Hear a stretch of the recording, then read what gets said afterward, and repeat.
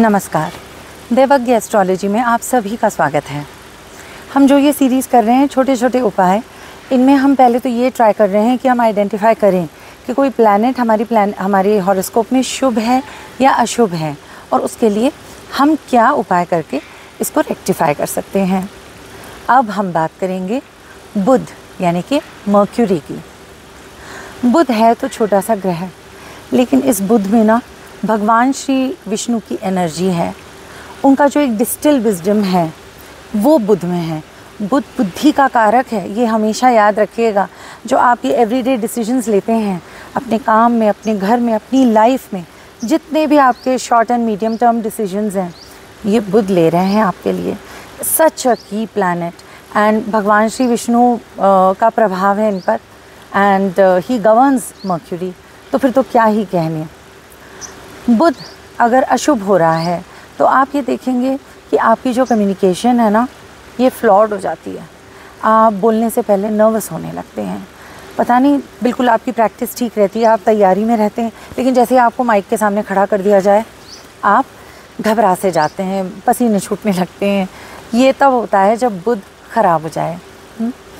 एक और सिम्टम है बुध के ख़राब होने का, आपकी बुआ से, मौसी से अनबन होने लगती है, लड़ाई होने लगती है। या तो जब आप उनको विज़िट कर रहे हो या वो अगर आपको विज़िट करने आए तो आपको अच्छा भी नहीं लगता कि क्यों आ रही हैं। तो वो रिलेशन जब ख़राब हो तो नोट करिएगा कि आपके बुध ठीक नहीं चल रहे हैं।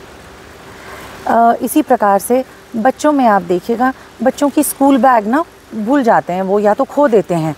कॉपियाँ खोने लगती हैं बच्चों की। अगर उनका बुध ख़राब हो तो कॉपीज़ खोने लगती हैं, बैग खो जाता है या कॉपी एक्सचेंज हो जाती है किसी से, फिर मिलती ही नहीं है।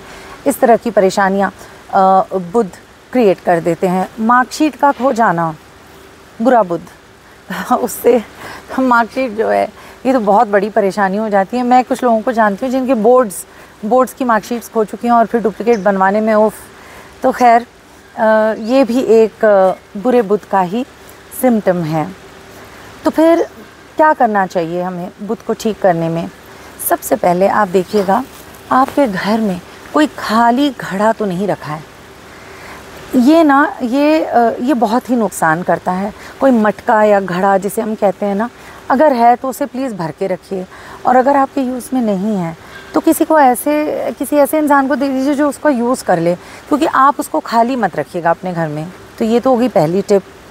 फिर ऊन के जो गोले होते हैं ना, ये बुध है, तो ऊन के गोलों को जैसे तैसे डाल के कहीं रख देना ठीक नहीं है। इनको खास करके डायरेक्शन चेक करवा के ही रखने चाहिए। जी हाँ, कौन सोचता है कि ऊन के गोले ऐसा भी कर सकते हैं, लेकिन वो कर देते हैं, वो बिल्कुल गोल गोल कर देते हैं दिमाग को भी। तो ऐसा ना हो, बुद्धि में कोई गुत्थी ना बने, इसके लिए आप प्लीज़ उसको ठीक से रखिएगा। ये एक और बात है बुध को लेकर। बुध जो है ना, बुध आपको थोड़ी सी स्पीच में, जैसे मैंने कहा, कम्युनिकेशन की प्रॉब्लम या कोई स्पीच की भी प्रॉब्लम दे सकता है। अगर आपको लगे कि आप आप लिखते बहुत अच्छा हैं, लेकिन आप कई टाइम से लिख ही नहीं पा रहे हैं फॉर वट एवर रीज़न, तो आपका बुध ही गड़बड़ा रहा है। जो आपके नर्वस सिस्टम है, ये भी बुध है।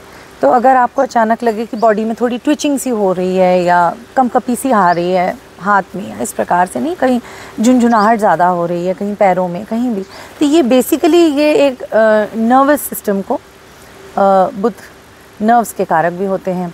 तो अब उपाय क्या करें? एक ही उपाय है, विष्णु सहस्त्रनाम। प्लीज़ इसका आप पाठ करिएगा।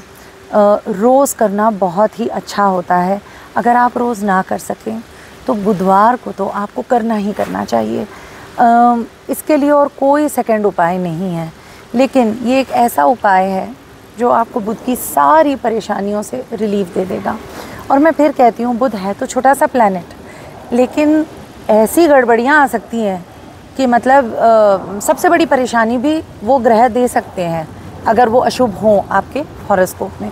तो ठीक करने का एक ही उपाय है, आप प्लीज़ विष्णु सहस्त्रनाम का पाठ शुरू कर दीजिए। हर बुधवार को स्टार्ट करिए और आप खुद इसके बेनिफिट्स फ़र्स्ट हैंड एक्सपीरियंस कर सकते हैं। अपने बुध को बेहतर कर सकते हैं, लाइफ को इजी बना सकते हैं।